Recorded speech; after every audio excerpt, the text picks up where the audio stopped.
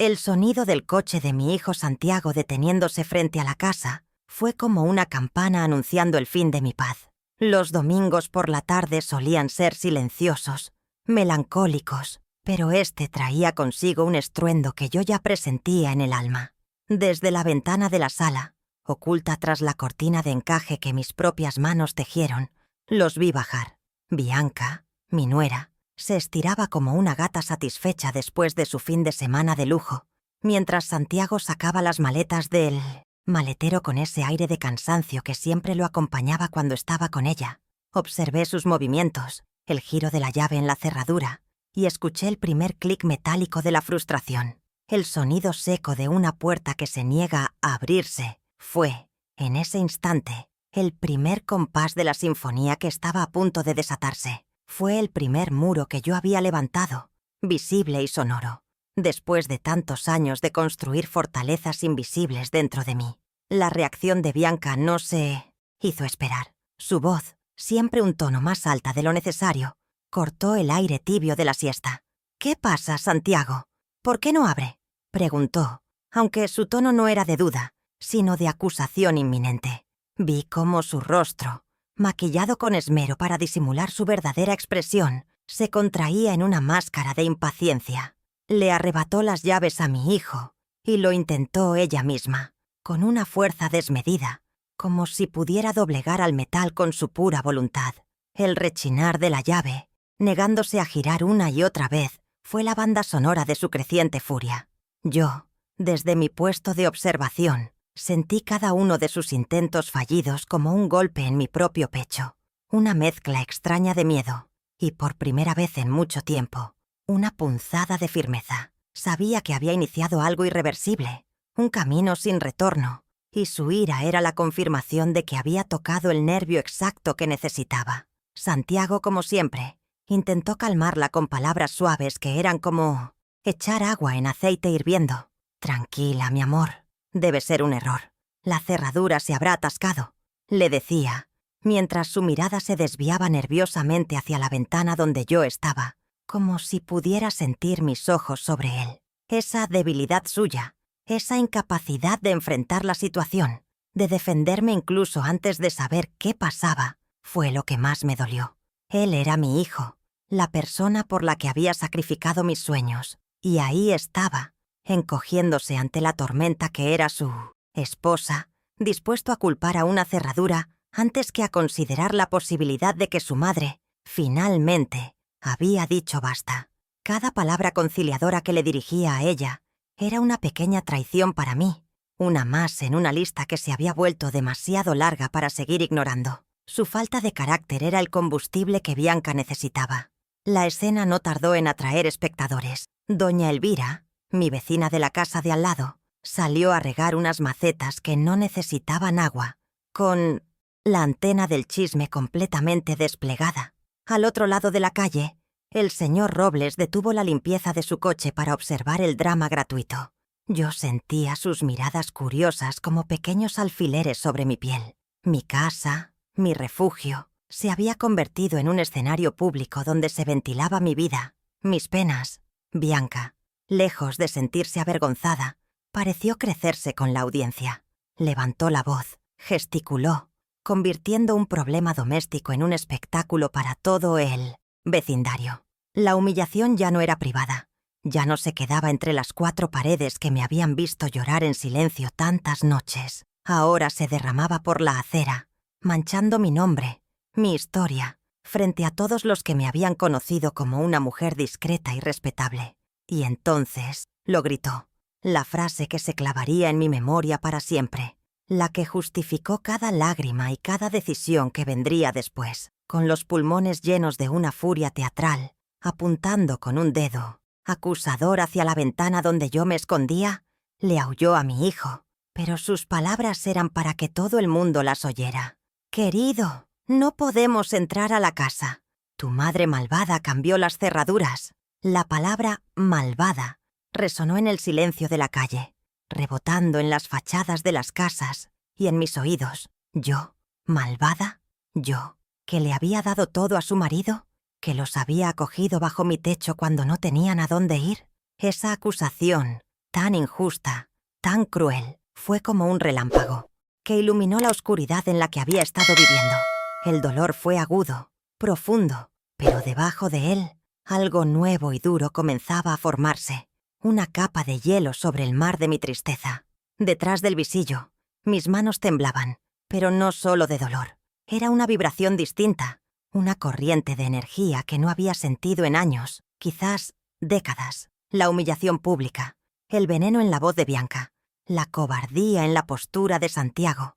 Todo se mezcló en un cóctel amargo que, en 1900, lugar de envenenarme, me despertó de un largo letargo. Vi mi reflejo en el cristal oscuro de la ventana. Una mujer mayor, con el cabello plateado y arrugas que contaban historias de sacrificio. Pero en mis ojos, por primera vez, no había súplica. Había una determinación fría, una calma peligrosa. La mujer que ellos creían conocer, la abuela dócil y servicial que agachaba la cabeza, había muerto en ese preciso instante, asesinada por la palabra malvada. En su lugar nació otra Graciela, una que ellos no conocían y que muy pronto aprenderían a respetar. Esta no era la primera vez que me hacían sentir pequeña en mi propio hogar. Había soportado sus críticas a mi comida, sus burlas sobre mi ropa anticuada, sus susurros condescendientes cuando creían que no los escuchaba. Había tolerado que convirtieran mi sala de estar en su espacio personal, relegando mis recuerdos y mis fotos a un rincón polvoriento. Había aceptado que mi opinión no valiera nada, que mi presencia fuera una simple conveniencia, una cuidadora gratuita de la casa que ellos disfrutaban. Pero siempre había sido en la intimidad, en la penumbra de los pasillos, en el secreto de las comidas familiares. Esta vez era diferente. Lo habían hecho a la luz del día, frente a todos, despojándome de mi dignidad sin ningún pudor. Y al hacerlo, sin saberlo, me habían dado la única arma que necesitaba para luchar, la certeza de que ya no tenía absolutamente nada que perder. Ellos no lo saben, claro. Creen que estoy aquí, dentro, llorando, derrotada, una anciana indefensa a la que han acorralado. Piensan que con gritos y acusaciones lograrán que yo abra la puerta y les pida perdón por un pecado que no cometí. Pero lo que no saben es que esta puerta no es la única que se ha cerrado hoy. La puerta de mi paciencia, la de mi abnegación, la de mi silencioso amor incondicional, también se ha cerrado con llave. Y yo, solo yo, tengo la copia.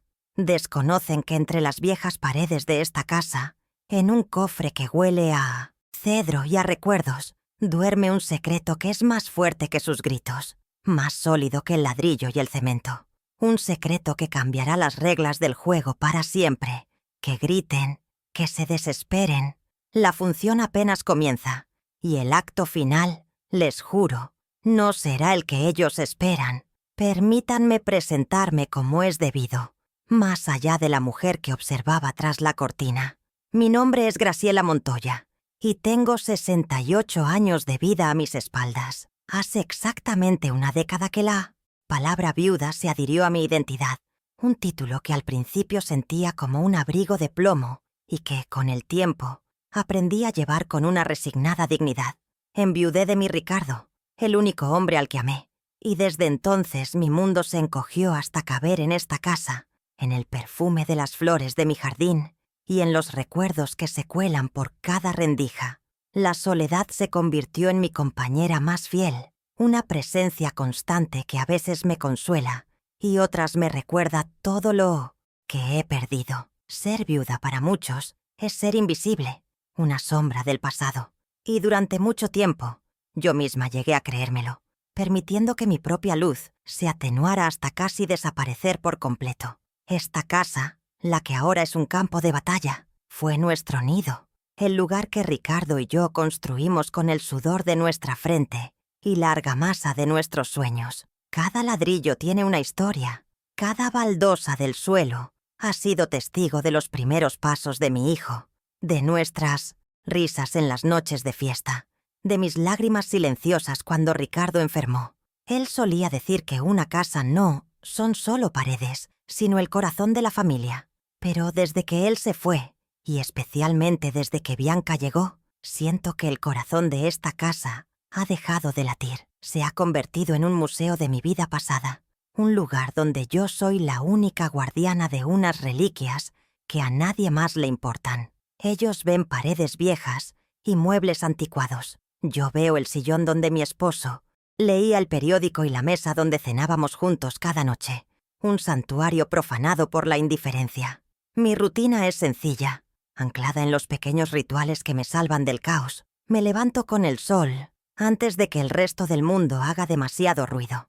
Mi primer destino es siempre el jardín, un pequeño pedazo de tierra en el patio trasero, donde mis rosales y geranios son los únicos que parecen escucharme sin juzgar. Hablo con ellos mientras quito las hojas secas y riego sus raíces. Después, la cocina me llama. El aroma del café recién hecho es mi primera caricia del día. Preparo mi desayuno en silencio, mirando por la ventana cómo la ciudad despierta. Cocinar, limpiar, ordenar, son mis anclas. Son la forma que tengo de ejercer control sobre mi pequeño universo, de mantener la belleza y el orden en un mundo interior que a menudo se siente desordenado y feo por el trato que recibo. Es una vida modesta, predecible, pero hasta hace poco era mía, aunque ellos parecen verme como una carga, una viejecita a la que tienen que soportar. La verdad es que soy completamente independiente. Mi Ricardo siempre fue un hombre previsor y me dejó una pensión decente.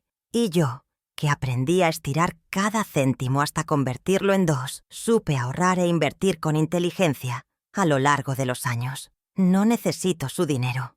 Nunca se lo he pedido.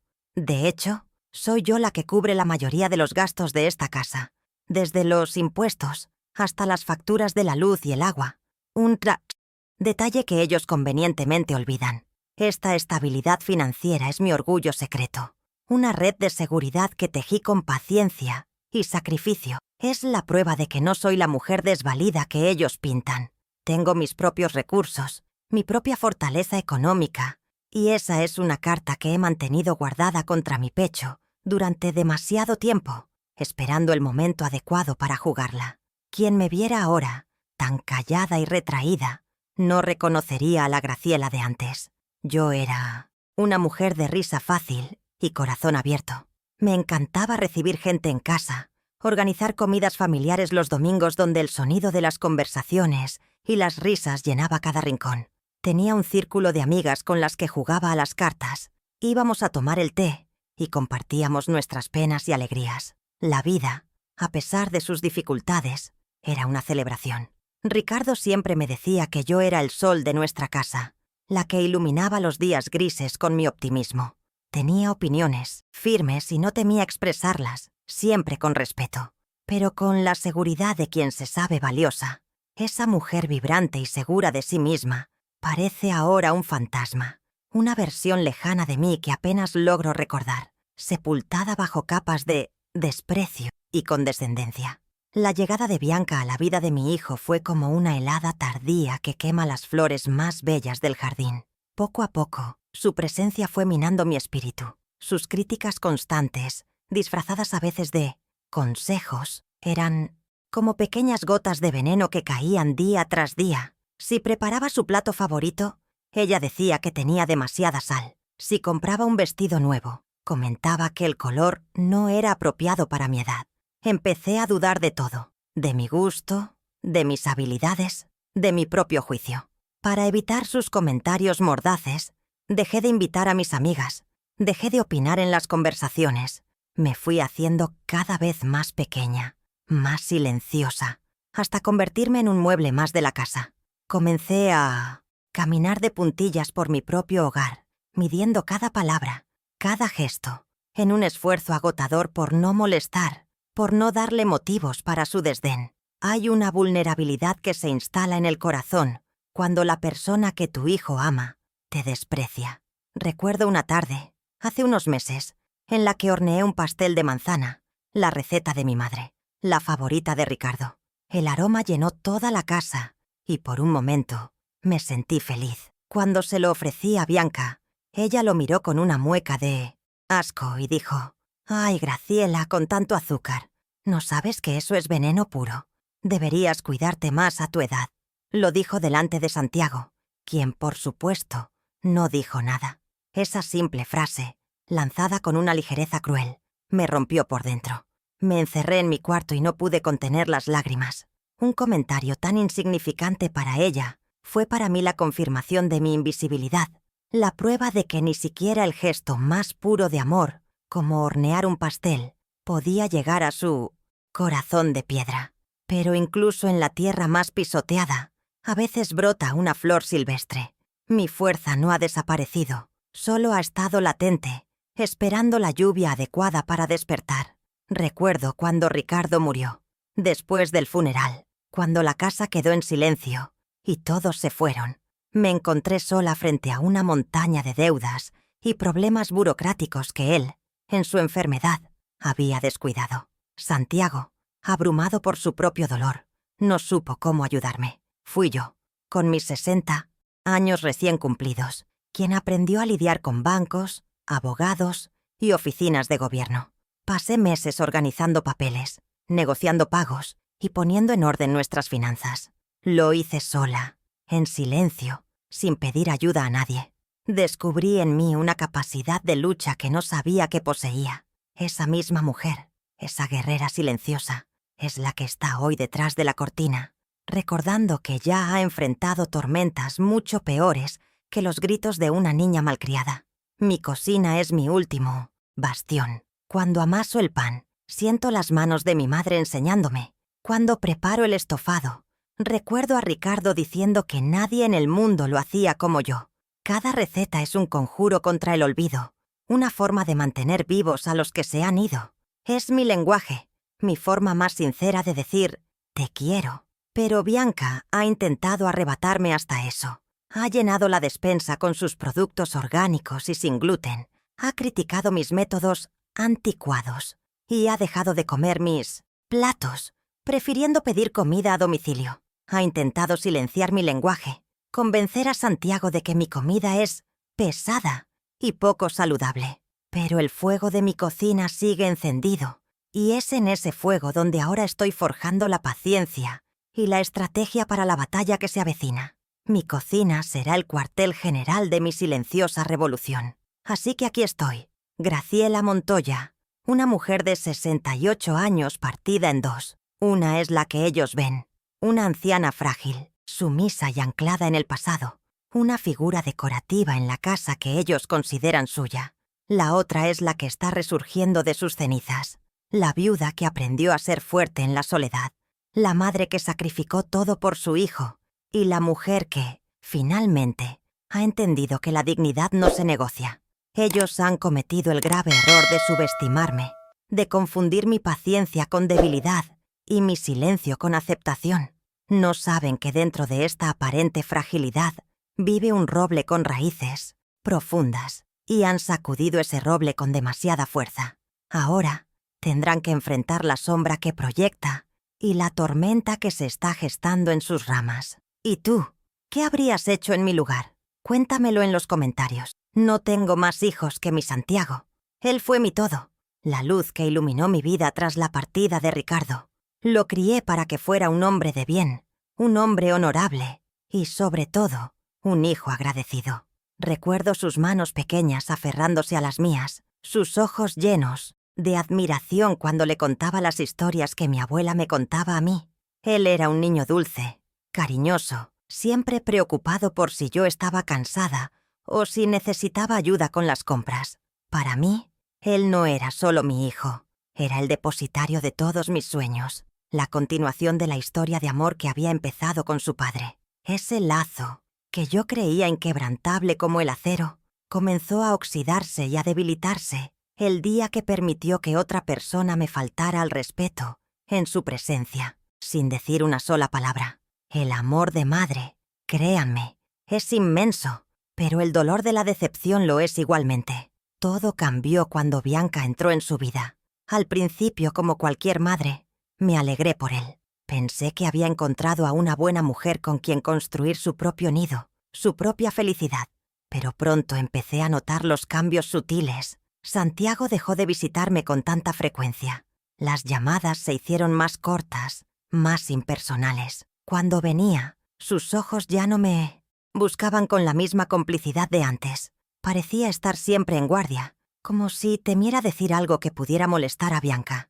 Ella lo fue aislando de mí, tejiendo una red invisible a su alrededor, redefiniendo sus lealtades. Lo convenció de que mi amor era sobreprotector, que mis consejos eran críticas y que mi presencia en su vida era un obstáculo para su independencia. Y él, mi hijo, el hombre que yo había criado para ser fuerte, se dejó moldear como arcilla blanda en sus manos, expertas y ambiciosas. Bianca es de esas mujeres que llenan una habitación con su sola presencia, aunque no de una buena manera. Es alta, delgada y se viste con una elegancia estudiada que siempre parece un poco fuera de lugar en la sencillez de mi casa. Su perfume es caro y abrumador, y lo deja flotando en el aire mucho después de que ella se ha ido, como una marca de territorio. Pero no es su apariencia lo que me inquieta, sino su mirada. Tiene unos ojos fríos, calculadores, que parecen estar siempre tasando el valor de todo lo que la rodea.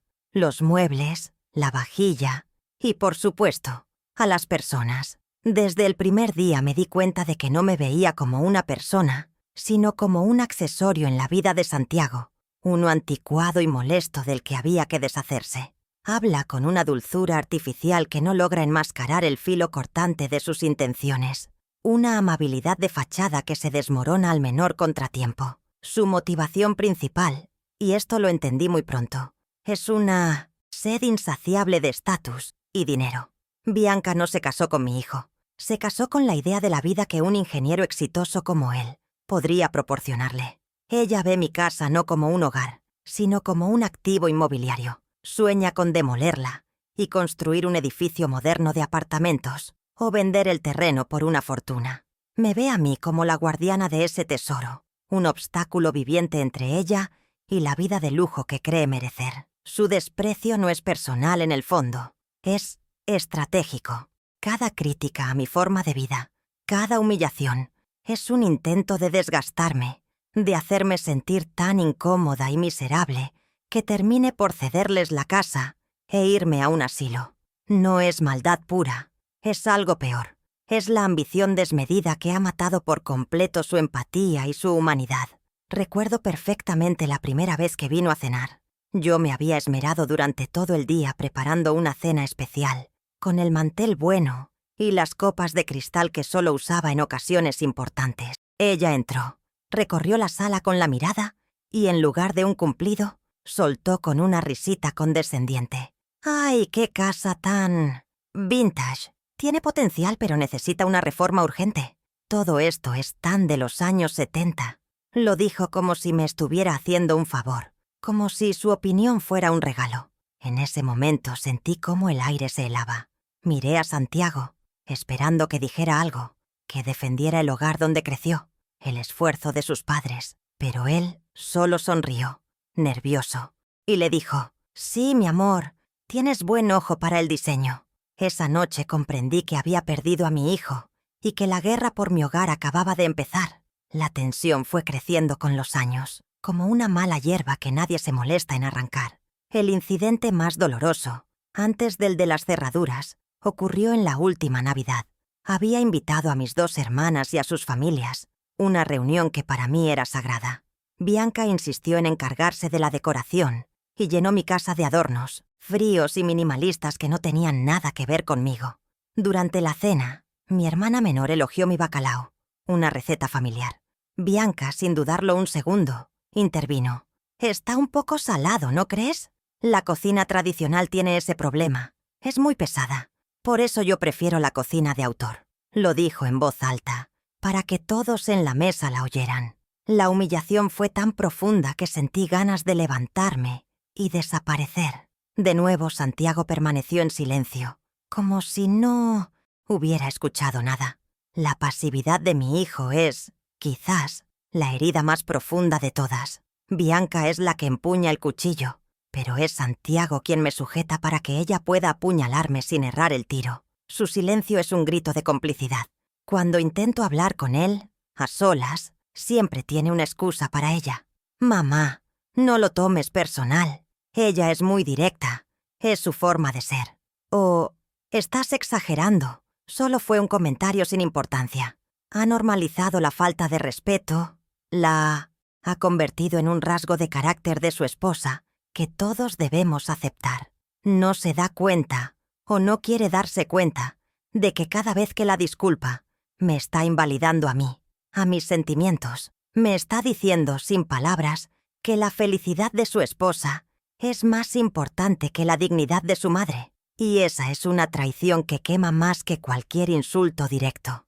Así hemos vivido durante los últimos años. 3 personas bajo un mismo techo, separadas por un abismo de resentimiento y palabras no dichas. Ellos ocupan la planta de arriba, su territorio, y yo me he atrincherado en la planta baja, mi pequeño reino de recuerdos. Compartimos la cocina y la sala de estar, pero son espacios fríos, zonas de tregua donde apenas cruzamos palabra. La casa, que una vez fue un hogar lleno de calor y risas, ahora tiene la atmósfera de una pensión de mala muerte, donde los inquilinos se evitan en los pasillos. Ellos esperan que yo me canse, que me rinda, que les entregue las llaves y desaparezca de sus vidas. Pero subestiman la fuerza que se puede encontrar en el dolor acumulado y en la certeza de tener la razón. No saben que el silencio también puede ser una forma de afilar las armas. Cuando una es madre, no lleva un libro de contabilidad de los sacrificios. No anotamos cada noche en vela, cada plato de comida que nos quitamos de la boca para dárselo a nuestros hijos, cada sueño propio que metemos en un cajón para hacer espacio a los suyos. Lo hacemos por amor, un amor tan vasto y natural como el respirar. Damos por sentado que ese esfuerzo, esa entrega total, se sembrará en tierra fértil y que, con el tiempo, cosecharemos al menos una pequeña flor de gratitud. No pedimos monumentos ni reverencias, solo un poco de respeto, un reconocimiento silencioso de que la vida que ellos disfrutan hoy fue construida sobre los cimientos de nuestro esfuerzo. Pero a veces, la tierra resulta ser un desierto, y las semillas de nuestro amor se secan bajo el sol abrasador de la ingratitud, dejándonos con las manos vacías y el alma agrietada. Mi Ricardo era un hombre duro, forjado bajo el sol y la lluvia.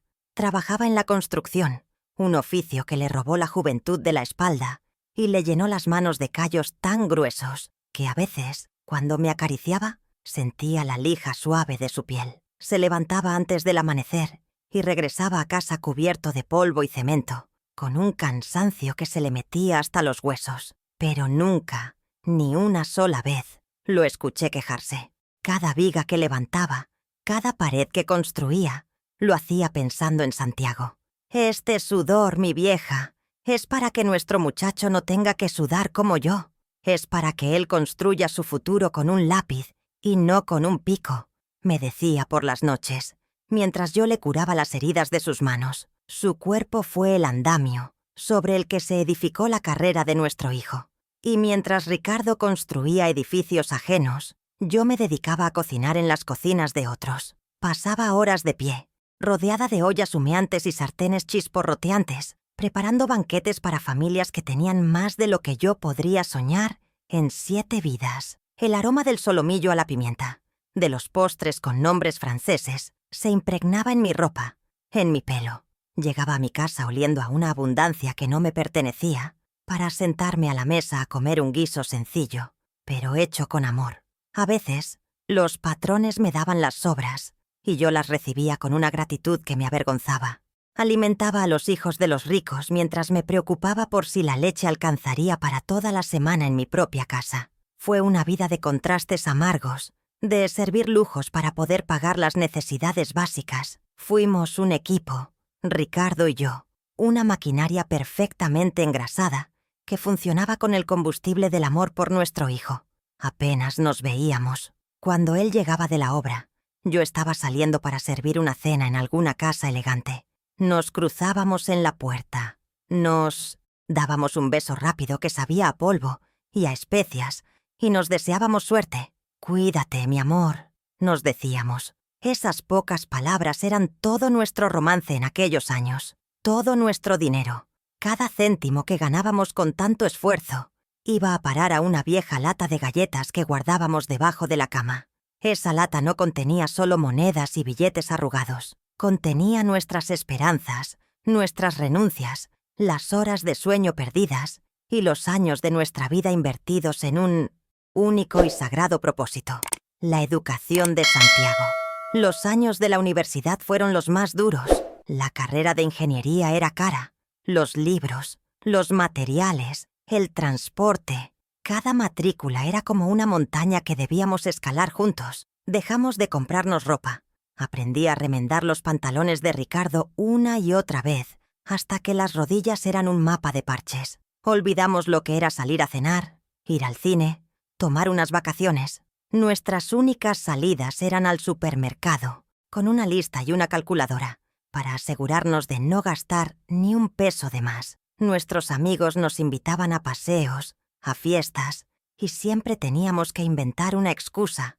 La verdad era demasiado simple y demasiado dura. No podíamos permitírnoslo. Todo, absolutamente todo, era para que Santiago pudiera estudiar, para que tuviera el título universitario, que nosotros nunca pudimos ni soñar con tener. Y luego vino el coche. Cuando se graduó y consiguió su primer trabajo, necesitaba un vehículo para moverse. Ahorramos, pero no era suficiente. Fue entonces cuando tomé la decisión. En mi joyero guardaba un pequeño tesoro, una cadena de oro y unos pendientes de perlas que habían sido de mi madre y que ella había recibido de la suya. Era lo único de valor familiar que poseía, un hilo de oro que me conectaba con mi linaje, con las mujeres que me precedieron. Una tarde, sin decirle nada a Ricardo, fui a una joyería del centro y las vendí. Sentí un dolor agudo, como si me arrancaran un pedazo de mi historia. Pero cuando el joyero puso el fajo de billetes en mi mano, solo pude pensar en la cara de felicidad de mi hijo. Ese dinero, manchado con mi nostalgia, completó lo que faltaba para su primer coche. La alegría de Santiago ese día fue mi recompensa. Sus ojos brillaban más que cualquier joya. Me abrazó tan fuerte que casi me rompió las costillas. Gracias, mamá. Te juro que te lo voy a devolver todo. Te voy a comprar unas joyas más bonitas. Te voy a dar una vida de reina. Me prometió, con la voz quebrada por la emoción.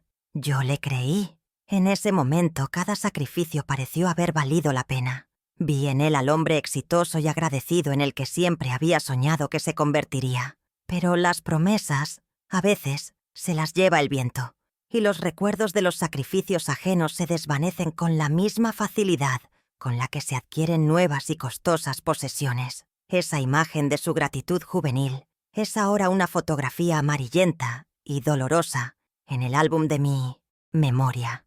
No fueron solo los grandes gestos, como las joyas o los años sin vacaciones. Nuestra vida estuvo tejida con una infinidad de pequeños sacrificios diarios, casi invisibles. Fue aprender a hacer que la carne rindiera para toda la semana. Fue apagar las luces en cada habitación para ahorrar en la factura. Fue usar los zapatos hasta que la suela se despegaba y pegarla con pegamento, en lugar de comprar unos nuevos. Fue decirle, no, gracias, no tengo hambre, cuando solo había un postre.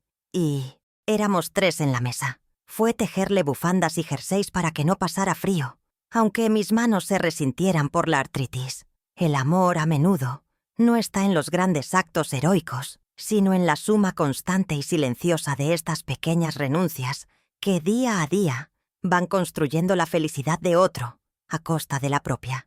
Y me pregunto, ¿dónde está el recuerdo de todo eso ahora? ¿Dónde está cuando veo a Bianca llegar con una bolsa de una tienda carísima, luciendo un bolso que probablemente costó más que todas las joyas de mi madre juntas? ¿Dónde está cuando me cuentan, como si nada, que han cenado en un restaurante donde un solo plato equivale a lo que yo gasto en comida para toda una semana? El dinero que lo paga es el de Santiago, un sueldo que es fruto directo de los callos de su padre y de mis manos cansadas de cocinar para otros. Siento una rabia sorda, una impotencia que me sube por la garganta. Ellos disfrutan de los frutos de un árbol que nosotros regamos con nuestro sudor y nuestras lágrimas, y ni siquiera tienen la decencia de ofrecernos un poco de sombra. A veces me pregunto si es maldad o simplemente olvido, si mi hijo se ha vuelto tan ciego por el amor que le tiene a esa mujer que es incapaz de ver el pasado. O si, lo que es peor, elige no verlo. Quizás recordarle resulta incómodo. Le genera una deuda emocional que no está dispuesto a pagar. Es más fácil fingir que todo lo que tiene se lo ha ganado él solo, que su éxito no tiene nada que ver con dos viejos que se dejaron la vida por él. Pero al final, ¿qué más da el motivo? El resultado es el mismo. La ingratitud duele igual si es intencionada o si es fruto de la negligencia. El desprecio con el que me tratan es la bofetada final a una vida entera de entrega, y he decidido por fin que no voy a poner la otra mejilla. En el rincón más oscuro de mi armario, detrás de los abrigos de invierno que ya casi no uso, descansa un pequeño cofre de metal. No es una caja fuerte moderna con combinaciones digitales, sino un viejo y pesado cofre con una cerradura de llave, de esos que ya no se fabrican. Perteneció a mi Ricardo, y él siempre lo llamó la caja de los tesoros. Para Bianca y Santiago, si es que alguna vez han reparado en su existencia, no es más que un trasto viejo, una reliquia inútil. Nunca han mostrado el más mínimo interés en lo que guarda. Y esa indiferencia, esa ceguera selectiva hacia todo lo que representa mi pasado, se ha convertido, sin que ellos lo sepan, en mi mayor ventaja estratégica. Desconocen que en el interior de ese metal oxidado por el tiempo, no solo duermen mis recuerdos, sino también el poder legal y moral para reclamar lo que es mío, para poner fin a su tiranía doméstica. Dentro del cofre, el pasado huele a papel viejo y a lavanda seca. No solo guardo documentos importantes, es el archivo de mi corazón. Están las fotografías en blanco y negro de mi boda con Ricardo, donde éramos tan jóvenes y estábamos llenos de promesas. Está el certificado de nacimiento de Santiago, con sus pequeñas huellas estampadas en tinta. Guardo también su primer par de zapatos, tan diminutos que parece increíble que alguna vez le cupieran. Cada vez que abro el cofre, es como si abriera una puerta al pasado, y por un momento vuelvo a ser la joven esposa enamorada, la madre primeriza llena de miedos y esperanzas. Es un ritual íntimo, un diálogo silencioso con los fantasmas de mi felicidad. Es en esa caja donde me recuerdo a mí misma quién soy, de dónde vengo y la fuerza que siempre he tenido, aunque últimamente lo hubiera olvidado. Entre las fotografías y los recuerdos hay una carpeta de cartón desgastada por los años. Dentro de ella, cuidadosamente protegido en una funda de plástico, se encuentra el documento más importante de todos, la escritura original de esta casa. Mis dedos tiemblan un poco cada vez que la sostengo. El papel es grueso, amarillento, y las letras de la vieja máquina de escribir se ven un poco borrosas. Pero hay una línea, una sola línea, que para mí brilla con la luz de 1000 soles. Es donde figura el propietario del inmueble, y allí, claro y rotundo, sin lugar a dudas ni interpretaciones, está mi nombre. Graciela Montoya, solo mi nombre. Ricardo insistió en poner la casa a mi nombre cuando terminamos de pagarla, años antes de que él enfermara. Tú eres el pilar de este hogar, Graciela. Este techo es tuyo, me dijo. Fue el mayor acto de amor y protección que pudo haberme dado. Junto a la escritura hay una carta. La encontré después de su muerte, mientras ordenaba sus papeles. Es un sobre sellado con mi nombre escrito en la caligrafía firme y un poco inclinada de Ricardo. Recuerdo la sorpresa y el temblor de mis manos al abrirlo. Dentro, un par de hojas dobladas, escritas con la misma pluma que usaba para firmar sus planos. Era su despedida, sus últimas instrucciones, el testamento de su amor. Me hablaba de su enfermedad, de su miedo a dejarme sola, pero sobre todo, me hablaba del futuro. Me pedía que fuera fuerte, que no dejara que la tristeza me consumiera y que cuidara de nuestro hijo, pero sin permitir jamás que él, ni nadie más, pasara por encima de mi dignidad. Era como si su voz me hablara desde el más allá, guiándome, dándome el permiso que necesitaba para ser valiente. Hay un párrafo en esa carta que he leído cientos de veces, hasta sabérmelo de memoria. Sus palabras son un bálsamo y una espada al mismo tiempo. Graciela, mi amor, escribió, esta casa es tuya, tu refugio, tu fortaleza. Te la ganaste con cada gota de sudor y cada sacrificio. Te ruego por el amor que nos tuvimos, que nunca permitas que nadie, ni siquiera nuestro propio hijo, te haga sentir pequeña bajo este techo. Es tu reino, y tú eres la única reina. Si algún día alguien te falta al respeto aquí dentro, no dudes en recordarles quién tiene el verdadero poder. Sé justa, pero sé firme. Cada vez que leo esas líneas, siento que Ricardo está a mi lado, poniendo una mano en mi hombro, dándome la fuerza que me falta. Su amor no murió con él, se quedó aquí, impregnado en estas paredes y en esta tinta. Así que este es mi secreto, mi recurso oculto. No es una herencia millonaria ni un contacto influyente. Es algo mucho más poderoso. Es la verdad documentada. Es un pedazo de papel que me otorga la propiedad legal y una carta que me confiere la autoridad moral. Mientras Bianca grita en la calle y Santiago intenta razonar con ella, no tienen ni la más remota idea de la solidez del suelo que yo piso. En 1900, comparación con las arenas movedizas sobre las que ellos han construido su arrogancia. Han confundido mi hospitalidad con una obligación, mi casa con la suya. Han vivido en un error, uno muy conveniente para ellos. Y yo, en el silencio de mi hogar, con la llave del cofre en mi bolsillo, he decidido que ha llegado la hora de enseñarles la diferencia entre ser un invitado y ser el dueño. La lección será dura, pero necesaria. El conflicto no estalló de repente como un trueno. Fue más bien como una tormenta que se va formando en el horizonte, con nubes que se oscurecen día a día, cargadas de una electricidad palpable. Las hostilidades se intensificaron en la arena más sagrada para mí, la mesa del comedor. Una noche pasé la tarde entera preparando un estofado de carne, de esos que se cocinan a fuego lento durante horas, llenando la casa con un aroma que para mí es el perfume del hogar. Serví los platos con orgullo, pero Bianca, al ver el suyo, hizo una mueca, sacó su teléfono y, sin mirarme, dijo en voz alta: «Santiago, voy a pedir una ensalada de quinoa. No puedo comer esta grasa. Es veneno». Ver a mi hijo bajar la mirada y empezar a comer en silencio, mientras ella pedía su comida a domicilio, fue como tragar un trozo de vidrio. La comida que yo había hecho con tanto amor había sido declarada venenosa en mi propia mesa. Pocos días después, el ataque se trasladó a mi jardín, mi pequeño paraíso personal. Tenía un rosal que mi Ricardo me había regalado en nuestro último aniversario, y sus flores habían ganado un premio en el concurso del barrio. Una tarde salí a regarlas y me encontré con una escena de devastación. Varias ramas estaban rotas, los capullos pisoteados, la tierra removida. El corazón se me encogió. Corrí adentro buscando una explicación y la encontré en la terraza.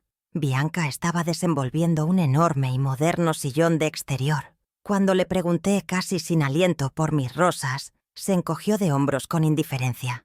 «Ah, eso. Necesitaba hacer espacio para el sillón. Esas rosas viejas estaban en el único lugar con sol», respondió, sin una pizca de remordimiento. No solo había destruido mis flores, había pisoteado un recuerdo sagrado para hacer sitio a su vanidad. Decidida a no dejarme encerrar en mi propia tristeza, invité a mis dos mejores amigas, Elvira y Clara, a tomar el té una tarde. Quería sentir un poco de normalidad, de calidez humana. Estábamos en el salón, riendo y recordando viejos tiempos, cuando Bianca bajó las escaleras. No saludó, simplemente nos lanzó una mirada gélida y se quedó de pie, con los brazos cruzados, emanando una hostilidad que se podía cortar con un cuchillo. Mis amigas, incómodas, empezaron a bajar la voz. El golpe de gracia llegó cuando le dijo a Santiago, en un susurro lo suficientemente alto para que todas lo oyéramos: «¿No te deprime ver esto? Un montón de viejas hablando de enfermedades y del pasado. ¡Qué vida tan patética!». El silencio que siguió fue sepulcral. Mis amigas se inventaron una excusa y se marcharon poco después, dejándome sola con la vergüenza y el dolor de su crueldad. La humillación pública más flagrante ocurrió en la farmacia del barrio, un lugar donde todos me conocen desde hace más de 40 años. Fui a recoger mis medicamentos para la tensión y me encontré a Santiago y Bianca en el mostrador. En lugar de saludarme con normalidad, ella adoptó un tono de voz alto y condescendiente. como si le hablara a una niña pequeña. ¿Estás segura de que son estas pastillas, mamá?, le preguntó a mi hijo, ignorándome. Luego se dirigió al farmacéutico. Don Manuel, ¿podría revisar la dosis? Es que últimamente está muy olvidadiza. No queremos que se confunda y se tome algo mal. Lo dijo para que todos en la fila lo escucharan. Sentí las miradas de lástima de mis vecinos clavándose en mi espalda. Salí de allí con las pastillas en la mano y las lágrimas contenidas, sintiéndome por primera vez una anciana senil e incompetente. El siguiente frente de batalla fue por más el financiero. Una noche Bianca se sentó a la mesa con una pila de facturas de la casa, las que yo siempre había pagado puntualmente, y un bolígrafo rojo. Con un aire de auditora profesional, empezó a señalar supuestos gastos excesivos. «Graciela, he notado que la factura del gas es muy alta. ¿Estás segura de que necesitas usar el horno tan a menudo para hornear tus pasteles?», me cuestionó. Luego pasó a la electricidad, al agua. Era un intento descarado de tomar el control, de hacerme sentir como una administradora derrochadora e irresponsable en mi propia casa. Quería manejar el dinero, mi dinero, para poder justificar sus propios gastos y, al mismo tiempo, recortar las pequeñas alegrías que me quedaban, como el simple placer de hornear un bizcocho para mis nietos imaginarios. Poco después, empezaron a hablar de las reformas como si yo fuera sorda o invisible. Se paraban en medio del salón, con las manos en las caderas, y planeaban en voz alta.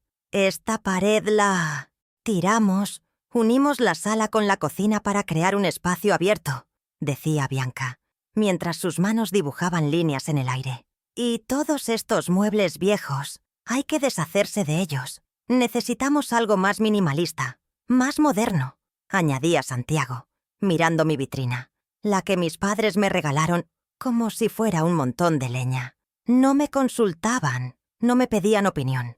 Hablaban de mi casa, de los objetos que contenían mi vida, como si fueran los únicos habitantes. Y yo, un fantasma, cuyo permiso no era necesario para alterar el paisaje de su propia existencia. Cada plan de demolición era un golpe a los cimientos de mi identidad. La propuesta más insultante, la que me dejó sin aire, llegó una tarde de domingo. Con una sonrisa que pretendía ser amable, Bianca me propuso su gran idea para simplificarme la vida. «Graciela, hemos pensado que, para que no te preocupes por los pagos y las facturas, lo mejor sería que nos dieras tu pensión cada mes.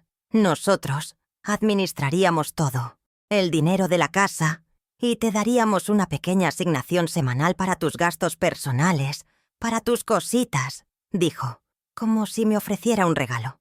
Miré a Santiago, esperando, suplicando con la mirada que la desmintiera, pero él asintió, con una seriedad terrible. «Sí, mamá, creemos que es lo más responsable. Así estarás más tranquila». Querían convertirme en una niña, quitarme mi independencia económica y ponerme a su merced por una pequeña paga semanal. Querían ser mis dueños. Mi pequeño rincón de paz por las noches era el viejo sillón del salón, donde veía mis telenovelas y las noticias. Pero un día, al volver de la compra, me encontré con que mi televisor, pequeño pero funcional, había desaparecido. En su lugar, dominando la pared, había una pantalla gigante, negra y brillante. Esa noche, y todas las noches siguientes, ellos se apoderaron del salón. Veían sus series, con un volumen atronador que retumbaba por toda la casa, llenando el aire con explosiones y diálogos en un idioma que no entendía. El salón, el corazón de la casa, se convirtió en su cine privado. Yo me retiré a mi habitación, expulsada silenciosamente del último espacio común que me quedaba. Me habían confinado a mi dormitorio, convirtiéndome oficialmente en una inquilina en la casa que había sido mi reino. El ataque más cruel, sin embargo, fue dirigido al recuerdo de mi esposo. Sobre la chimenea del salón siempre había presidido una fotografía de Ricardo, una en la que sonreía, con los ojos llenos de vida. Era mi faro, mi conversación silenciosa de cada día. Un lunes por la mañana, la encontré relegada a una mesita en un rincón, casi oculta. En su lugar de honor, Bianca había colocado una escultura abstracta de metal retorcido, fría e impersonal. Cuando, con la voz temblorosa, le pregunté por qué lo había hecho, me respondió sin mirarme. Esa foto tan antigua no encajaba con la nueva estética que quiero crear. Parecía una casa fúnebre. Mi Ricardo, el hombre que construyó esa casa, había sido reducido a un objeto de decoración que no estaba a la moda. Con el corazón hecho pedazos, busqué a mi hijo. Lo encontré en su estudio, trabajando en su ordenador. Le conté lo de la fotografía, con lágrimas corriendo por mis mejillas, esperando ver en él una chispa del niño que amaba a su padre. Pero su reacción fue de un cansancio infinito, de una fastidiosa exasperación. Suspiró, se quitó las gafas y me miró como si yo fuera el problema. «Ay, mamá, por favor, ya supéralo. Estás viviendo en el pasado. Ricardo ya no está», me dijo con una frialdad que me heló la sangre. Y añadió la frase que lo sentenció todo. «Bianca solo está intentando actualizar la casa, hacerla nuestra, pensar en nuestro futuro». La palabra «nuestro», excluyéndome, resonó en la habitación como un disparo. En ese momento, entendí que él ya no era mi aliado, era mi adversario. La amenaza final llegó disfrazada de noticia. Una semana después del incidente de la foto, anunciaron que se iban de fin de semana a un hotel de lujo en la costa. Mientras hacía la maleta, Bianca se me acercó con una dulzura venenosa. «Graciela», me dijo, «este fin de semana a solas te vendrá bien para pensar. He estado buscando por internet y hay unas residencias para mayores encantadoras, con jardines y actividades. Podrías hacer amigas de tu edad. Piénsalo, sería una solución tan buena para todos». No era una sugerencia, era un ultimátum. Me estaban dando un plazo para que aceptara que me echaran de mi propia casa. Me estaban mostrando la puerta de salida, envuelta en un papel de regalo de falsa preocupación por mi bienestar. La amenaza ya no era velada, tenía nombre y dirección. La noche antes de su partida, orquestaron una farsa para mis oídos. A través de la delgada pared de mi dormitorio, los escuché tener una discusión a gritos, claramente fingida. «No puedo seguir viviendo así, Santiago. No soporto más a tu madre en esta casa», gritaba Bianca. Él respondía con una voz falsamente conciliadora. «Solo un poco. Más de paciencia, mi amor. Dame este fin de semana. Cuando volvamos, te prometo que solucionaremos esto de una vez por todas». Era una obra de teatro cruel, una táctica de guerra psicológica diseñada para aterrorizarme, para que sintiera que mi tiempo se había acabado, para que la idea del asilo me pareciera la única salida posible ante el conflicto que se avecinaba. Querían que yo misma me rindiera antes de la batalla final. A la mañana siguiente la atmósfera era gélida. Apenas me dirigieron la palabra mientras cargaban sus maletas en el coche. No hubo un «adiós, mamá», ni un «¿necesitas algo?». Solo silencio y miradas de soslayo. Justo antes de cerrar la puerta, Bianca se giró y me lanzó su última estocada, con una sonrisita maliciosa. «Pórtate bien y procura no romper nada mientras no estamos», dijo, como si se dirigiera a una adolescente problemática. Y se fueron, dejándome sola en una casa que de repente se sentía enorme y amenazadora. El sonido del motor del coche al alejarse fue como el eco de una puerta de prisión cerrándose a mis espaldas. Me quedé de pie, en medio del salón, rodeada por el silencio que ellos habían dejado. Un silencio preñado de sus intenciones. Fue en esa soledad, en ese silencio aplastante, donde todo se aclaró. Ya no era una cuestión de faltas de respeto, de comentarios hirientes o de muebles cambiados de sitio. Esto era un plan, una campaña sistemática para despojarme de todo. Mi hogar, mi independencia, mi dignidad y mis recuerdos se habían convertido en mis enemigos y estaban a punto de dar el golpe final. Y mientras el pánico inicial intentaba apoderarse de mí, una nueva sensación, fría y dura como el acero, empezó a crecer en mi pecho. No era resignación, no era miedo, era una calma absoluta, una claridad cortante. Si querían una guerra, la tendrían, pero no sería la guerra que ellos esperaban. Jugarían en mi tablero, y yo por fin iba a empezar a mover mis piezas. Me quedé de pie en el centro del salón durante un largo rato, después de que el sonido de su coche se desvaneciera por completo. El silencio que dejaron atrás no era pacífico. Era un vacío lleno de las palabras que no habían dicho y de las intenciones que habían dejado flotando en el aire. La amenaza de Bianca sobre las residencias encantadoras resonaba en mis oídos, una y otra vez, como el eco de una sentencia. Me sentí como un animal acorralado, empujado al borde de un precipicio. Por un momento, el pánico me invadió, una ola fría de miedo y soledad. ¿Y si tenían razón? ¿Y si yo era solo una vieja loca y senil que se aferraba a un pasado que ya no existía?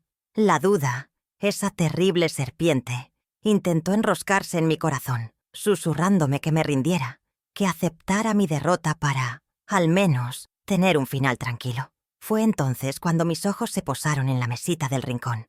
Allí, en la penumbra, estaba la fotografía de mi Ricardo, desterrada, humillada, igual que yo. Lo miré su sonrisa eterna, y algo dentro de mí hizo clic. No, fue un estallido de furia, ni un torrente de lágrimas. Fue un cambio silencioso, profundo, como el giro de una llave en una cerradura oxidada que finalmente cede. Las lágrimas que amenazaban con brotar se secaron antes de nacer. El temblor de mis manos se detuvo. Una calma gélida, una lucidez casi sobrenatural, descendió sobre mí. En ese instante, dejé de ser una víctima. Dejé de esperar un milagro, una disculpa, una muestra de amor que sabía que nunca llegaría. La mujer que suplicaba afecto murió en ese preciso momento. Y la que nació en su lugar solo tenía una palabra en mente: justicia. En ese momento de claridad, me despedí de la antigua Graciela. Le di las gracias por su infinita paciencia, por su capacidad de amar sin medida, por haber aguantado tanto tiempo con la esperanza de que las cosas mejoraran.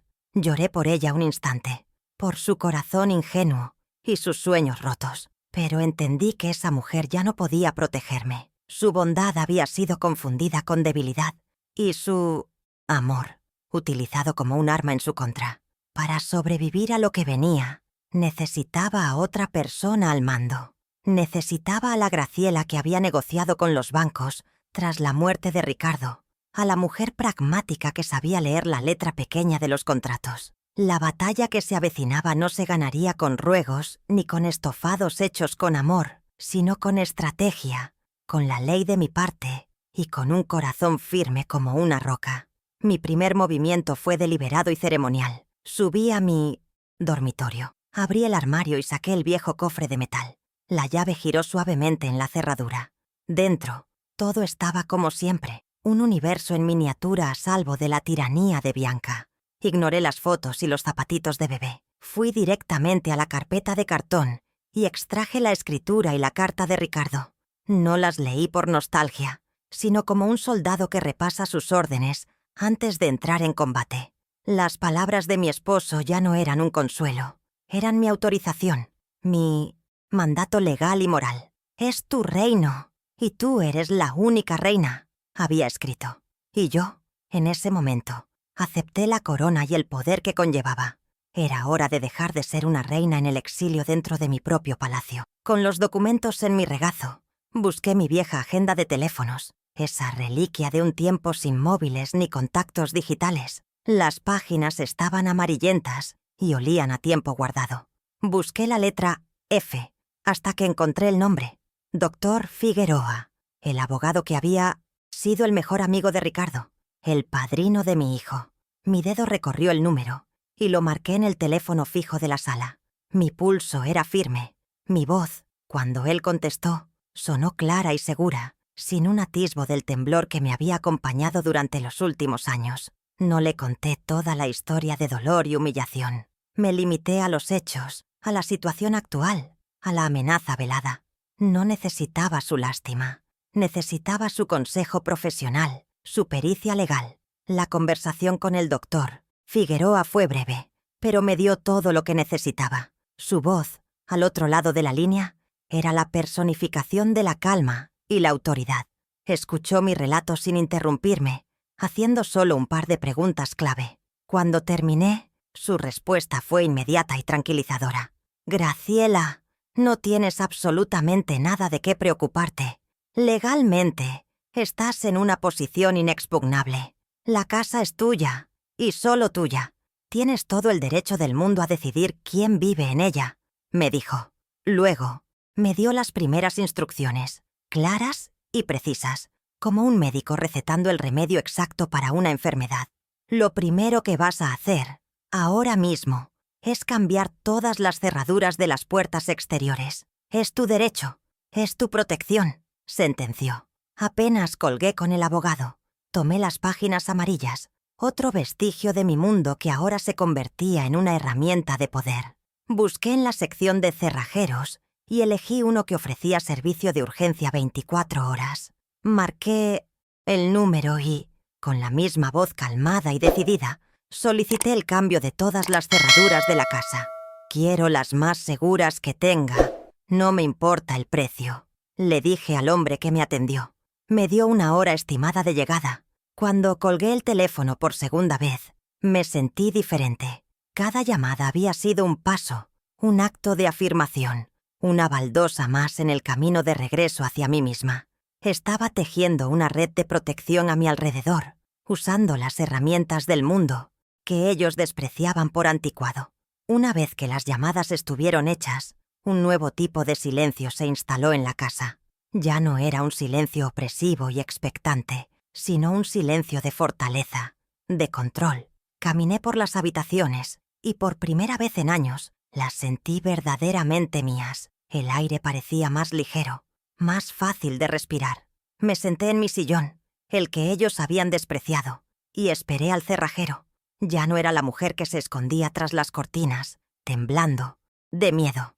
Era la dueña de la casa, la señora de la fortaleza, esperando tranquilamente a que sus enemigos regresaran del frente para encontrarse con que los puentes levadizos habían sido levantados. La guerra no había terminado, pero yo acababa de ganar la primera y más importante de las batallas, la batalla contra mi propio miedo. El cerrajero llegó en menos de una hora, un hombre corpulento y de pocas palabras, con unas manos que parecían capaces de doblegar cualquier metal. El sonido de su taladro perforando la vieja cerradura fue música para mis oídos. No era un sonido de destrucción, sino de construcción, de reforzamiento.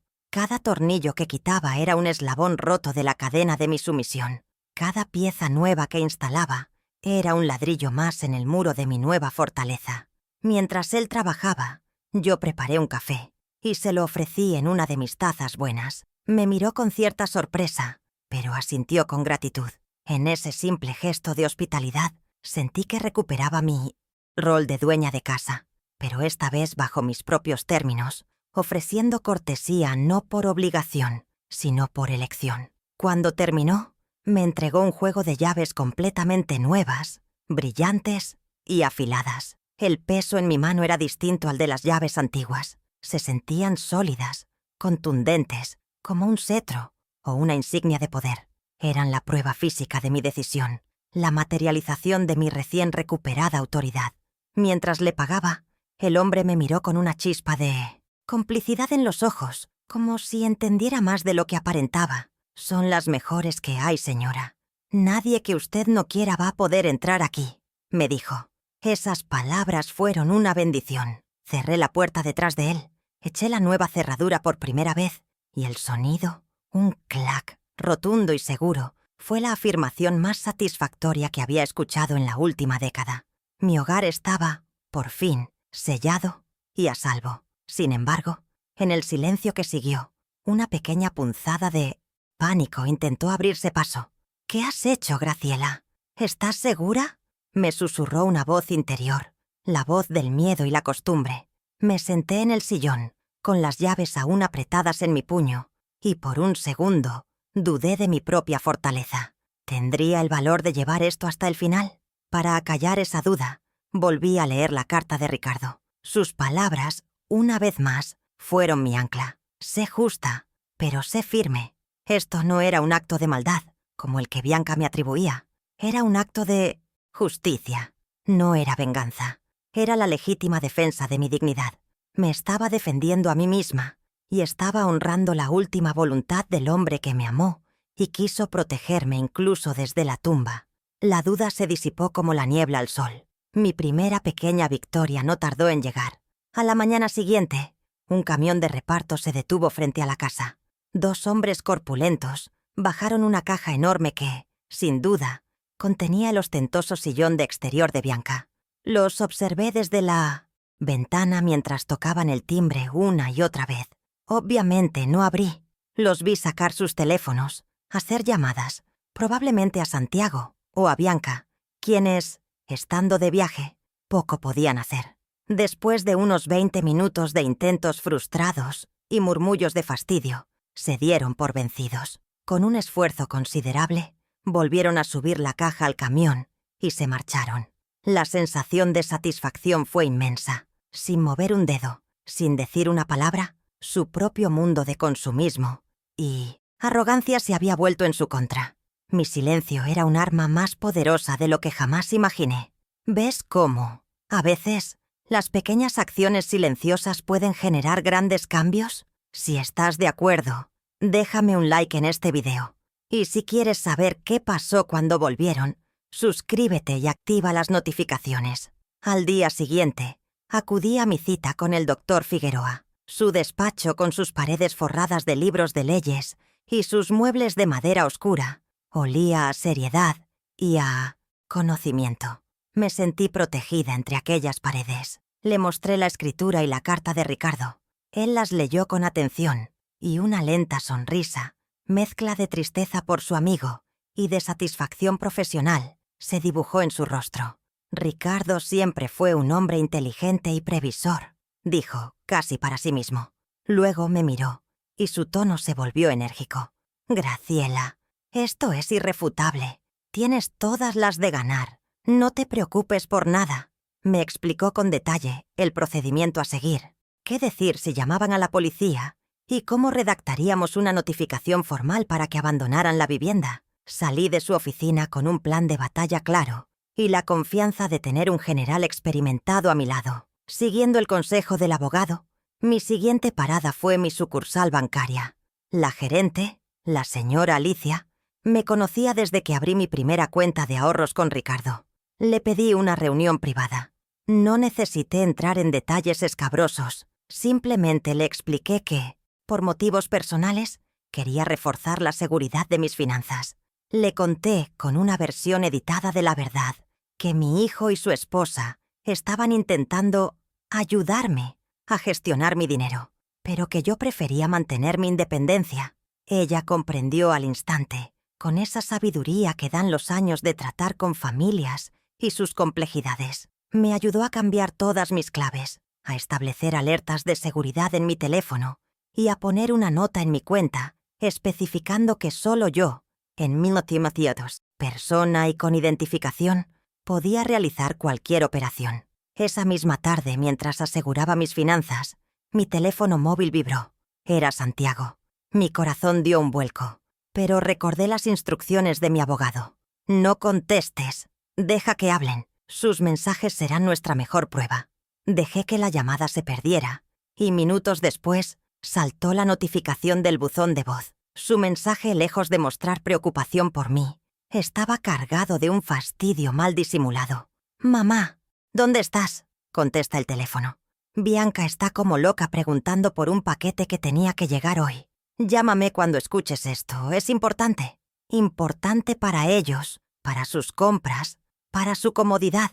Ni una sola pregunta sobre cómo estaba yo, si me encontraba bien. Era la prueba definitiva de que yo, como persona, había desaparecido por completo de su radar de prioridades. Una hora más tarde, el teléfono volvió a sonar. Esta vez era Bianca. Su nombre en la pantalla pareció brillar con una luz maligna. De nuevo dejé que la llamada se perdiera. Su mensaje de voz fue radicalmente distinto al de Santiago. No había fastidio en su voz, sino furia pura, sin filtros. «Graciela, sé perfectamente que estás ahí y que estás escuchando esto. Deja de hacerte la niña y coge el teléfono. ¿Qué ha pasado con el repartidor? Más te vale que no hayas rechazado mi paquete. Necesitamos hablar de esto, ahora mismo», gritó, con la voz distorsionada por la rabia. La diferencia entre ambos mensajes era reveladora. Él era débil y la complacía. Ella era la fuente de la tiranía. Su ira descontrolada, grabada ahora en mi teléfono, era una joya para mi abogado. Tras esas llamadas, una extraña paz se apoderó de mí y de la casa. Pasé el resto del fin de semana en una especie de calma productiva. Limpié a fondo el salón, poniendo la foto de Ricardo de nuevo en su lugar de honor sobre la chimenea.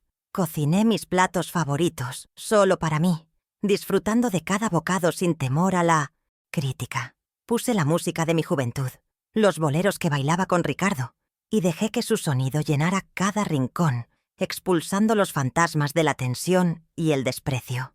Por primera vez en años, no me sentía sola, me sentía libre. No estaba esperando su regreso con miedo, sino con una serenidad casi expectante. Estaba lista. Mi casa estaba lista. Mi espíritu estaba listo para el enfrentamiento final que sabía, inevitablemente, llegaría. Esta preparación silenciosa fue, en sí misma, una victoria fundamental. Más allá de las cerraduras y las cuentas bancarias, había recuperado mi territorio emocional. Ya no era una intrusa en mi propio hogar, un fantasma temeroso. Era la dueña, la guardiana, la mujer que había decidido poner fin al abuso de una vez por todas. Cada acción que había tomado, desde llamar al cerrajero hasta ignorar sus llamadas, había sido un paso para reconstruir mi autoestima, para recordarme a mí misma que mi dignidad no era negociable. Estaba afianzando mis defensas, no solo las físicas, sino también las internas. Cuando regresaran, no encontrarían a la mujer frágil y asustada que habían dejado atrás. Encontrarían a la reina en su trono, esperando para impartir su justicia. Y ahora, me pregunto, ¿alguna vez te has sentido invisible en tu propio hogar o en tu vida? Me encantaría leer tu historia en los comentarios. A veces, compartir nuestras experiencias nos hace sentir menos solos y nos da la fuerza para seguir adelante. Cuéntame, porque tu voz también importa y tu historia merece ser escuchada. Juntos, podemos recordarnos que nunca es tarde para reclamar nuestro lugar en el mundo. El domingo por la tarde, el sol comenzaba a descender, tiñendo el cielo de tonos anaranjados, como el telón de fondo de un gran acto final. Y entonces, lo escuché, el sonido familiar del motor del coche de Santiago doblando la esquina. Mi corazón dio un solo golpe fuerte, como un tambor de guerra, y luego se calmó, adoptando un ritmo firme y resuelto. Me acerqué a mi puesto de observación, detrás de la cortina, pero esta vez no era la mujer asustada del fin de semana anterior. Era una general observando el avance del enemigo sobre su territorio. Los vi bajar, vi su desconcierto al probar la llave, vi la confusión transformarse en la predecible furia de Bianca. El espectáculo que habían iniciado ellos hacía 2 días, yo estaba a punto de concluirlo. La diferencia era que mi final estaba escrito con la tinta indeleble de la verdad y la ley. Sus golpes en la puerta resonaron por toda la casa. Primero fueron golpes normales, luego puñetazos de frustración. Sus voces se filtraban a través de la madera maciza. «Mamá, abre la puerta. Sabemos que estás ahí», gritaba Santiago, con una nota de pánico en su voz. Bianca, como era de esperar, era mucho más directa y venenosa. «Graciela, abre esta maldita puerta ahora mismo, o la echaremos abajo. No puedes hacernos esto», aullaba. Yo permanecí en silencio, sentada en mi sillón, con una taza de té de tilo entre las manos. Cada golpe, cada insulto, en lugar de asustarme, reforzaba mi convicción. Ya no podían herirme. Sus gritos eran el sonido de 2 tiranos, descubriendo que los muros de su castillo de arena se desmoronaban ante la marea de la realidad. Viendo que su asalto frontal no funcionaba, Bianca sacó su arma preferida, el teléfono. La vi pasearse por la acera, gesticulando dramáticamente, asegurándose de que todos los vecinos que ahora curioseaban desde sus ventanas y jardines fueran testigos de su papel de víctima. Aunque no podía oír cada palabra, capté las frases clave que el viento traía hasta mí. «Mi suegra, encerrada, está muy mayor. Nos preocupa su estado mental. No nos reconoce». La acusación de senilidad, la más cruel de todas, era su última y desesperada carta. Estaba intentando pintarme como una anciana loca e incapacitada para invalidarme, para que la autoridad la viera a ella como la adulta responsable. Fue un movimiento bajo y predecible, y, gracias al doctor Figueroa, estaba perfectamente preparada para contrarrestarlo. No tardó en llegar el coche patrulla. Sus luces azules y rojas barrieron la calle en silencio, añadiendo una capa de drama oficial a la escena. 2 agentes, un hombre mayor y una mujer joven, se bajaron del vehículo con una calma profesional y se acercaron a mi hijo y a mi nuera.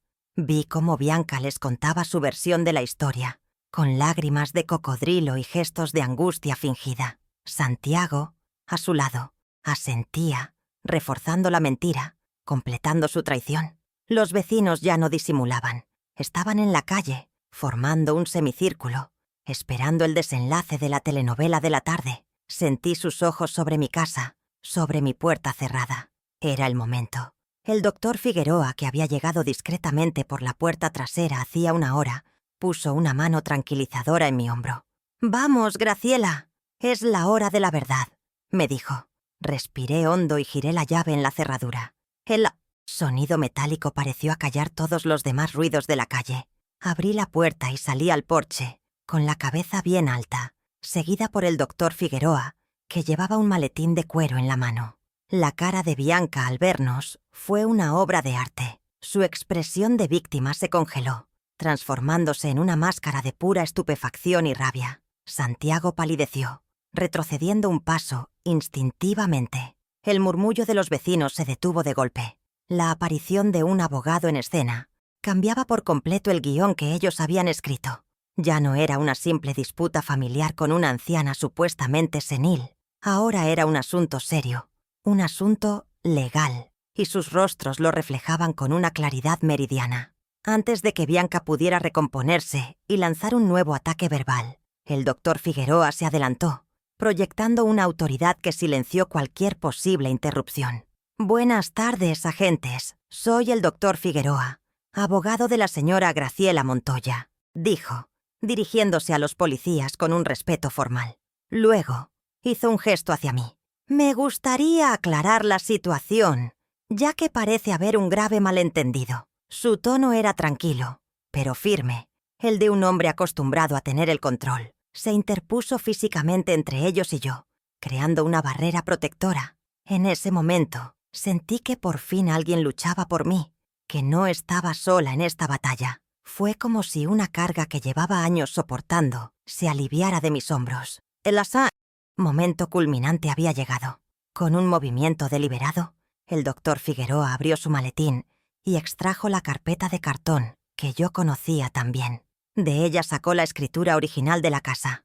«Agentes, mis clientes aquí presentes», dijo, señalando a Santiago y Bianca con un leve movimiento de cabeza. «Parecen creer que tienen algún derecho sobre esta propiedad. Permítanme disipar esa noción». Extendió el documento para que los policías pudieran leerlo. «Como pueden comprobar, esta casa es propiedad única, total y exclusiva de mi clienta, la señora Graciela Montoya, desde hace más de 20 años. Ellos son, o más bien eran, simplemente invitados en su hogar». El silencio que siguió fue tan profundo que pude oír el zumbido de una abeja en mis rosales. La verdad, simple y documentada, acababa de explotar en medio de la calle. Pero el abogado no había terminado. Para añadir el golpe de gracia moral al golpe legal, sacó la carta de Ricardo. «Y si queda alguna duda sobre la voluntad del difunto esposo de mi clienta», continuó, con la voz cargada de una emoción contenida, «permítanme leerles un fragmento de una carta que le dejó a la señora Montoya antes de morir». Sus ojos buscaron los míos y luego los de Santiago. «Nunca permitas que nadie, ni siquiera nuestro propio hijo, te haga sentir pequeña bajo este techo. Es tu reino, y tú eres la única reina. Sé justa, pero sé firme». Al oír la voz de su padre, citada por un extraño en medio de su humillación pública, vi cómo Santiago se desmoronaba. Sus hombros se hundieron, y por primera vez levantó la vista del suelo para mirarme, y en sus ojos vi el horror de su propia traición. Los agentes de policía, tras examinar la escritura y escuchar la carta, intercambiaron una mirada. El más veterano se acercó a Santiago y Bianca, devolviéndoles los documentos al abogado. Su tono era profesional, pero con un matiz de frialdad. «Señora, el asunto está muy claro. No tienen ningún derecho legal a entrar en esta Propiedad sin el permiso de la propietaria, les informó. De hecho, añadió mirando a Bianca directamente, si la señora Montoya lo deseara, podría presentar una denuncia en su contra por acoso y alteración del orden público. Les sugiero que se retiren pacíficamente. La inversión de roles era total y absoluta. Los acusadores se habían convertido en los acusados, los dueños en intrusos. La ley, que ellos habían invocado para atacarme, se había vuelto en su contra como un boomerang. El final fue devastador para ellos. Los murmullos de los vecinos se convirtieron en un juicio silencioso. Las miradas de lástima que antes me dirigían a mí, ahora se posaban sobre mi hijo y su esposa, pero teñidas de desprecio. La humillación era un manto espeso que los envolvía. El rostro de Bianca, normalmente tan compuesto y arrogante, era una mezcla grotesca de ira y vergüenza. Santiago, incapaz de soportar el peso de las miradas, se cubrió la cara con las manos. Un hombre roto en medio de la calle que había sido su hogar. Habían querido hacer un espectáculo de mi supuesta locura, y en su lugar habían protagonizado la obra de su propia codicia y falta de gratitud. El telón había caído, y ellos estaban expuestos bajo los focos de la verdad, despojados de todas sus mentiras. En el epicentro de la humillación, Bianca demostró su verdadera naturaleza. Cuando se dio cuenta de que el juego había terminado y que la casa, su gran premio, nunca sería suya, su ira se desvió de mí y cayó sobre mi hijo, como un rayo. Se giró hacia él, con el rostro desfigurado por el desprecio, y le siseó palabras lo suficientemente altas para que todos las escucháramos. «Inútil, fracasado, todo este tiempo viviendo en la casa de tu mami como un niño. ¡Me has mentido!». Sacó el móvil y con una rapidez pasmosa llamó a un coche. No esperó a recoger sus cosas ni a tener una última conversación. Su proyecto de vida se había derrumbado, y con él, su interés por el hombre que se suponía que amaba. Cuando el coche llegó, le arrojó las llaves de su auto a Santiago, que cayeron al suelo con un ruido metálico y patético. «Quédate con tu vida mediocre», escupió, antes de meterse en el coche y desaparecer para siempre. Abandonado por su esposa, juzgado por los vecinos y enfrentado a la verdad de sus acciones, Santiago se quebró. Fue un derrumbe total, el de un hombre que ha perdido todos sus pilares al mismo tiempo. Cayó de rodillas sobre la acera, sin importarle la suciedad ni las miradas, y el llanto que brotó de él no era el de un adulto, sino el de un niño perdido y aterrorizado. Sollozaba mi nombre, una y otra vez. «Mamá, perdóname, mamá, por favor, perdóname», con la voz ahogada por el arrepentimiento. Toda la arrogancia, toda la indiferencia que había mostrado durante años se disolvió en un charco de lágrimas amargas a mis pies. Era una imagen patética y, a la vez, profundamente humana. Por primera vez en mucho tiempo, no veía al cómplice de Bianca. Veía a mi hijo, al niño que había criado, ahogándose en el pozo que él mismo había cavado. Ver a mi único hijo de rodillas, suplicando mi perdón, fue una de las pruebas más duras de mi vida. El instinto maternal, esa fuerza poderosa y primitiva, me gritaba que corriera hacia él, que lo levantara, que lo abrazara y le dijera que todo estaba bien. Quería secar sus lágrimas y protegerlo del mundo, como cuando era pequeño y se caía de la bicicleta. Pero la nueva Graciela, la que había nacido del dolor y la humillación, sabía que ceder en ese momento sería un error. Sanar su herida demasiado pronto solo garantizaría que se infectara de nuevo. El dolor que estaba sintiendo era necesario. Era la medicina amarga que su alma necesitaba para curarse de la enfermedad de la debilidad y la ingratitud. Me mantuve firme, no por crueldad, sino por un amor más profundo y verdadero. Cuando sus sollozos amainaron un poco, me acerqué a él lentamente. Los vecinos, al ver que la escena se volvía más íntima, comenzaron a dispersarse, dejándonos en una privacidad recién encontrada. Me agaché a su altura, pero no lo abracé. Lo miré a los ojos y, con una voz suave pero firme, le dije las palabras que necesitaba oír. «Te perdono, Santiago. El perdón de una madre es incondicional». Vi un destello de alivio en su mirada, pero lo detuve antes de que se convirtiera en una falsa esperanza. «Pero El perdón no significa olvido, ni tampoco significa que las cosas volverán a ser como antes. Has roto mi confianza, y eso es algo que sé. Reconstruye con acciones, no con lágrimas. Tienes que irte de aquí, hijo. Le expliqué mis condiciones, sin espacio para la negociación. Le dije que necesitaba encontrar su propio lugar, un trabajo que le permitiera vivir con dignidad, aunque fuera más modestamente. Y, lo más importante, que necesitaba aprender a ser un hombre por sí mismo. Un hombre que no depende de la aprobación de una mujer para saber lo que está bien y lo que está mal. Un hombre que honra los sacrificios de sus padres. Este no es un castigo, Santiago, le aseguré. Es tu oportunidad para renacer, para convertirte en el hombre que tu padre y yo siempre soñamos que serías. Él escuchó todo en silencio, asintiendo con la cabeza, las lágrimas aún surcando su rostro. Aceptó mis términos con una humildad que nunca antes le había visto. Entendió que era su único camino hacia la redención. Esa noche, antes de que se marchara, le preparé una cena sencilla y le di algo de dinero para que pudiera pagarse un hotel durante unas semanas hasta que encontrara un lugar. Fue mi último acto de cuidado maternal antes de empujarlo fuera del nido por segunda vez. Se fue al amanecer, con una pequeña maleta y el peso del mundo sobre sus hombros, pero también con una nueva luz en su mirada, la de la determinación. Cuando la puerta se cerró tras él, la casa quedó en un silencio absoluto. Pero esta vez era un silencio bueno, un silencio lleno de paz y de posibilidades. Era el silencio de un lienzo en blanco, esperando ser pintado con los colores de mi nueva vida. Los días y semanas que siguieron fueron una revelación. Redecoré el salón a mi gusto. Volví a poner mis viejas fotos y recuerdos en su sitio.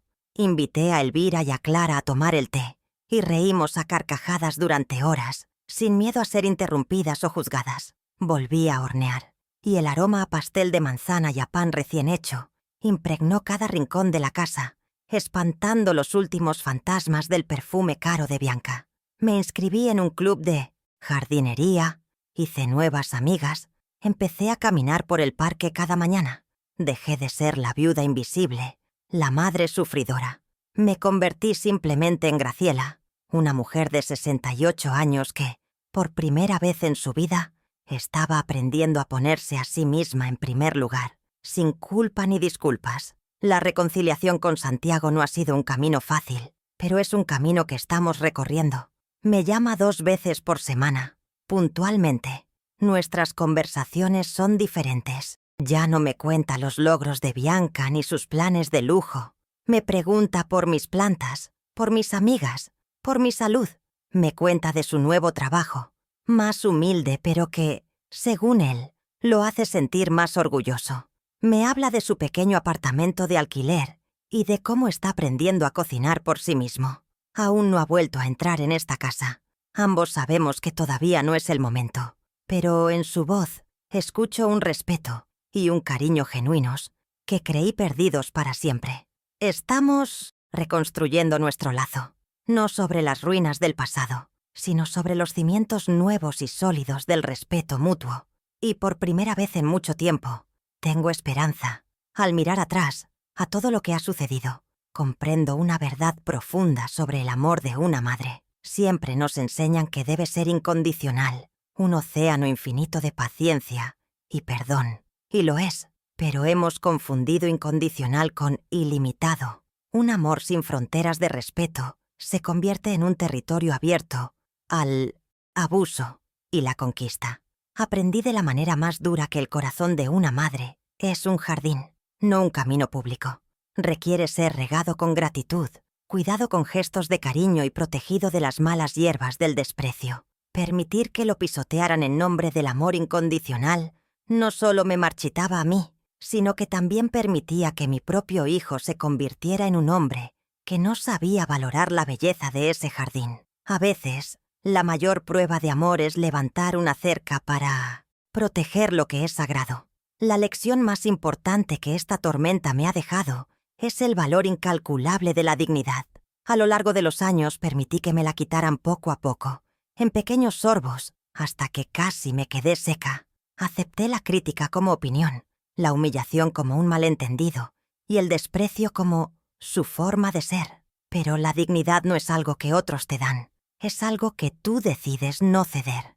Recuperarla fue el acto más aterrador y a la vez más liberador de mi vida, porque puedes vivir en una casa más pequeña, tener menos lujos, llevar ropa más modesta, pero no puedes vivir sin el respeto por ti misma.